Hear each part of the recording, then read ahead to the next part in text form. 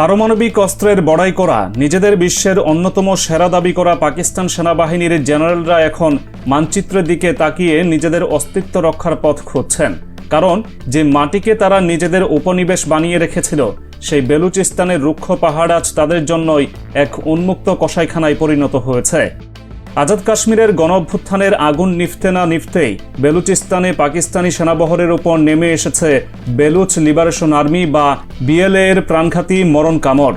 সামাজিক যোগাযোগ মাধ্যম থেকে শুরু করে আন্তর্জাতিক অঙ্গনে দাবানলের মতো ছড়িয়ে পড়েছে একটি মাত্র চিঠি, যেখানে ঘোষণা দেওয়া হয়েছে রিপাবলিক অব বেলুচিস্তান বা স্বাধীন বেলুচিস্তানের। দাবি করা হচ্ছে পাকিস্তানের সবচেয়ে বড় এই প্রদেশের 85% এলাকা এখন আর ইসলামাবাদের কবজায় নেই। আধুনিক মরণাস্ত্র আর লাখো সৈন্যের বিশাল বহর নিয়েও পাহাড়ি গিরিখাতে খড়কুটার মতো উড়ে যাচ্ছে পাক বাহিনী। প্রাণ বাঁচাতে তারা এখন রণাঙ্গন ছেড়ে পালাচ্ছে। 1971 সালের পর আরেকটি চূড়ান্ত ভৌগোলিক ভাঙনের মুখে দাঁড়িয়ে থাকা পাকিস্তানের এই রক্তক্ষয়ী পতনের পেছনের বাস্তবতা এতটাই রোমহর্ষক, যা যে কোনো ভূরাজনৈতিক হিসাব নিকাশকে মুহূর্তে ধূলিসাৎ করে দেয়। মাঠ পর্যায়ের চিত্র পাকিস্তান রাষ্ট্রের জন্য এক চরম দুঃস্বপ্ন।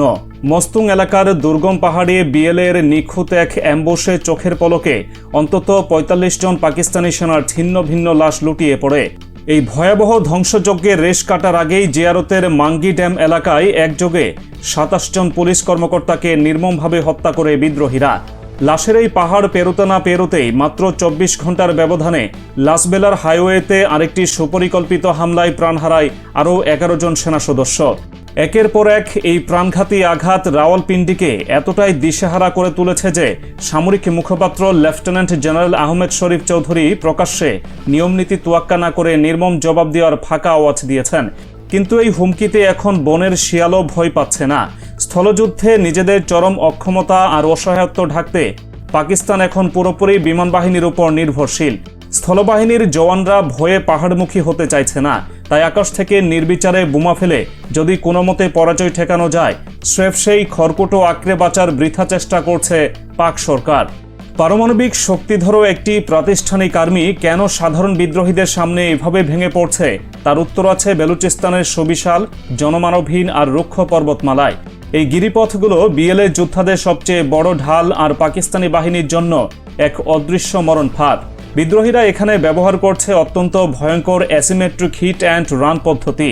পাহাড়ের খাজে খাজে ওৎপেতে থাকা এই অদৃশ্য যমদূতদের নিশানায় সেনাবহর আসা মাত্রই বুলেট আর রকেটের বৃষ্টিতে ঝাঁঝরা হয়ে যাচ্ছে সবকিছু।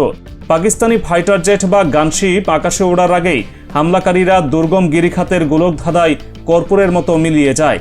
আধুনিক প্রযুক্তির কোনো রাডার বা ড্রোন এই ভৌতিক শক্তির টিকিও ছুঁতে পারছে না।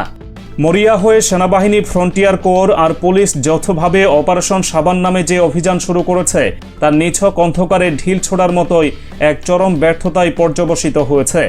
বিমান থেকে পাহাড়ে টন টন বোমা ফেলা হচ্ছে ঠিকই, কিন্তু ততক্ষণে গেরিলারা অন্য পাহাড়ের নিরাপদ গুহায় অবস্থান নিয়ে পরবর্তী শিকারের জন্য প্রস্তুত হচ্ছে। এই অবিশ্বাস্য সশস্ত্র বিদ্রোহ কোনো একদিনের ক্ষোভের ফসল নয়। এর প্রতিটি বুলেটের পেছনে লুকিয়ে আছে পাকিস্তান রাষ্ট্রযন্ত্রের দশকের পর দশক ধরে চালানো নির্মম শোষণ, লুটপাট আর মধ্যযুগীয় বর্বরতার ইতিহাস। চীনের $1 ট্রিলিয়ন বেল্ট অ্যান্ড রোড প্রকল্পের অন্যতম কেন্দ্রবিন্দু গদর গভীর সমুদ্র বন্দর এই বেলুচিস্তানে অবস্থিত। এখানেই মাটির নিচে চাপা পড়ে আছে সোনা, তামা আর প্রাকৃতিক গ্যাসের বিপুল ভাণ্ডার। অথচ এই $1 ট্রিলিয়ন সম্পদ পাকিস্তান সরকার গোগ্রাসে গিললেও স্থানীয় বেলুচ জনগোষ্ঠীর পেটে জড়ছে স্রেফ লাথি আর অনাহার। নিজেদের মাটির সম্পদের উপর তাদের কোনো অধিকার নেই। অধিকার চাইতে গেলেই নেমে আসে সেনাবাহিনীর নির্বিচার বল প্রয়োগ। রাতের অন্ধকারে বাড়ি থেকে তুলে নিয়ে যাওয়া জোরপূর্বক গুম এবং গুমের পর হাত পা বাঁধা বিকৃত লাশ রাস্তায় ফেলে যাওয়ার মতো রাষ্ট্রীয় সন্ত্রাস সেখানে নিত্যদিনের ঘটনা। এই অমানবিক বঞ্চনা আর নির্যাতনের শিকার সাধারণ মানুষ, বিশেষ করে তরুণেরা এখন দেয়ালে পিঠ থেকে যাওয়ায় নিজেরাই অস্ত্র হাতে তুলে নিচ্ছে। তারা দলে দলে বিএলএর ফতে স্কোয়াডের মতো দুর্ধর্ষ সশস্ত্র দলগুলোতে যোগ দিচ্ছে। সাধারণ মানুষের এই স্বতঃস্ফূর্ত অংশগ্রহণই আজ পাক বাহিনীর জন্য সবচেয়ে বড় আতঙ্কের কারণ হয়ে দাঁড়িয়েছে। বিএলএ এর এই অবিশ্বাস্য সামরিক সাফল্য এবং 85% এলাকা দখলের দাবির পর রিপাবলিক অফ বেলুচিস্তানের সেই চিঠি পুরো বিশ্বকে নতুন করে ভাবতে বাধ্য করেছে। অনেকেই ধরে নিচ্ছেন পাকিস্তান বুঝি তার সবচেয়ে বড় প্রদেশের নিয়ন্ত্রণ চিরতরে হারালো। কিন্তু আন্তর্জাতিক আইনের নির্মম কষ্টি পাথরে এই ঘোষণাকে যাচাই করতে গেলে বেরিয়ে আসে এক রূঢ় বাস্তবতা।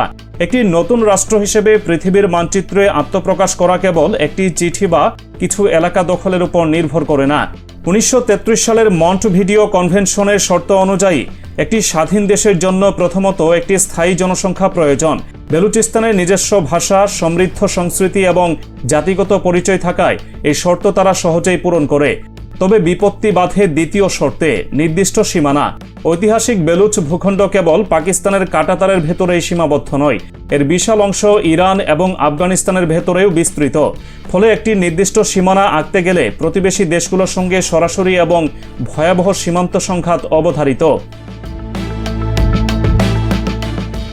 তৃতীয় শর্ত হল একটি কার্যকরী সরকার। স্বাধীনতার ঘোষণা দেওয়ার পর একটি বিশাল ভূখণ্ডের আইন শৃঙ্খলা রক্ষা, শিক্ষা ব্যবস্থা পরিচালনা এবং কর আদায়ের মতো জটিল প্রশাসনিক কাঠামো থাকা বাধ্যতামূলক। পাহাড়ের গুহায় বসে নিখুঁত গেরিলা যুদ্ধ পরিচালনা করা আর একটি পূর্ণাঙ্গ রাষ্ট্রযন্ত্র চালানো সম্পূর্ণ ভিন্ন দুটি বিষয়। আর চতুর্থ এবং অত্যন্ত গুরুত্বপূর্ণ শর্তটি হল আন্তর্জাতিক সম্পর্ক তৈরির ক্ষমতা। অন্যান্য দেশের সঙ্গে চুক্তি করা, রাষ্ট্রদূত পাঠানো এবং আন্তর্জাতিক বাণিজ্য পরিচালনার সক্ষমতা প্রমাণ করতে হয়। এই চারটি শর্ত পূরণ করার পরও একটি নতুন রাষ্ট্রকে সবচেয়ে কঠিন যে পরীক্ষার পাহাড় ডিঙাতে হয়, সেটি হলো আন্তর্জাতিক মহলের আনুষ্ঠানিক স্বীকৃতি। স্বীকৃতি ছাড়া কোনো ভূখণ্ডের পাসপোর্ট অন্য কোনো দেশ গ্রহণ করে না, বৈশ্বিক ব্যাংকিং সিস্টেম ব্যবহার করা যায় না এবং আন্তর্জাতিক কোনো সংস্থায় যোগ দেওয়া যায় না। স্বাধীনতার চূড়ান্ত এবং সবচেয়ে দুর্ভেদ্য ধাপটি হল জাতিসংঘের সদস্য পদ লাভ। এর জন্য জাতিসংঘের নিরাপত্তা পরিষদের 15টি সদস্য দেশের মধ্যে অন্তত 9টি দেশের ভোট প্রয়োজন হয়। আর এখানেই লুকিয়ে আছে সবচেয়ে বড় ফাঁদ। P5 বা 5 স্থায়ী সদস্য দেশ যুক্তরাষ্ট্র, যুক্তরাজ্য, ফ্রান্স, রাশিয়া ও চীনের মধ্যে যে কোনো একটি দেশ যদি আপত্তিসূচক ভেটো প্রয়োগ করে, তবে একটি স্বাধীন রাষ্ট্রের জন্ম হওয়ার আগেই তার মৃত্যু ঘটে। নিরাপত্তা পরিষদের এই ইস্পাত কঠিন দেয়াল পার হতে পারলে এরপর সাধারণ পরিষদের 193টি দেশের মধ্যে 2/3 দেশের সমর্থন আদায় করতে হয়।